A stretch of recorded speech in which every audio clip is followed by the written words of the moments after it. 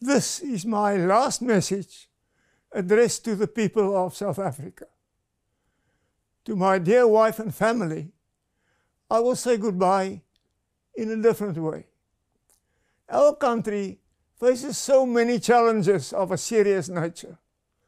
I hold firm opinions about all of them, but decided to keep this message very short and only really focus on two issues, touching me and touching the country. Before I do so, I would like to thank all my friends and supporters for the wonderful support and encouragement they gave me throughout my life and throughout my political career. Many of them were close to me, even for decades. Others intervened occasionally. I thank you for your support and your trust in me. I thank you for your friendship. Thank you for having carried me on your shoulders for so many years. The first issue I want to focus on is apartheid and me. I'm still often accused by critics that I in some way or another continue to justify apartheid or separate development, as we later prefer to call it.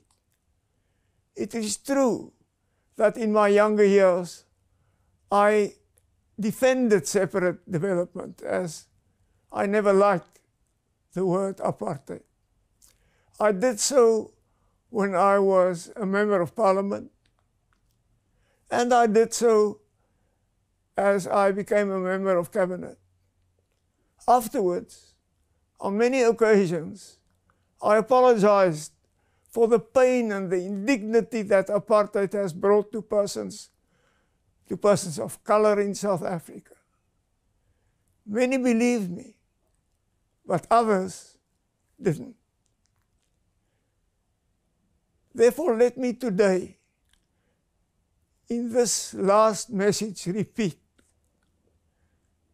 I, without qualification, apologize for the pain and the hurt and the indignity and the damage that apartheid has done to black, brown, and Indians in South Africa.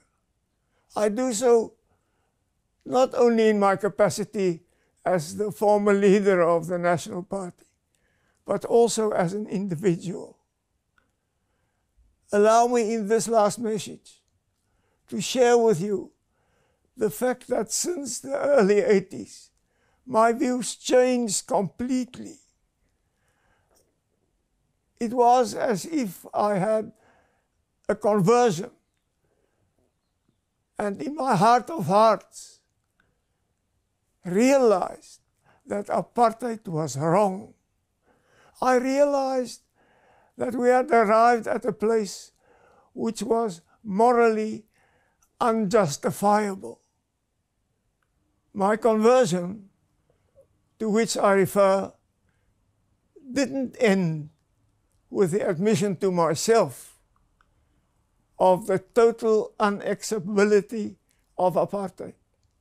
It motivated us in the National Party to take the initiatives we took from the time that I became leader of the National Party, and more specifically during my presidency. We did not only admit the wrongness of apartheid, we took far-reaching measures to ensure negotiations and a new dispensation which could bring justice to all. This brings me to the second issue I want to focus on.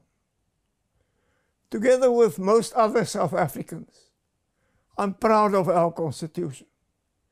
The Constitution which we hammered out in the negotiations which started in 1990 and which culminated in the final Constitution of 1996.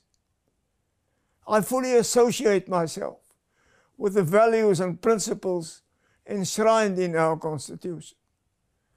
And I'm deeply concerned about the undermining of many aspects of the Constitution, which we perceive almost day to day.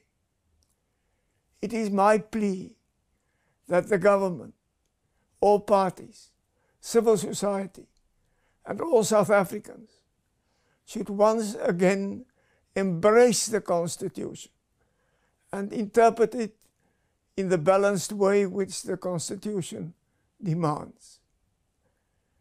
We need to align the principles of non-racialism and non-discrimination with the need to deal with the past and issues like affirmative action. We need to guard over the independence and the impartiality of our courts.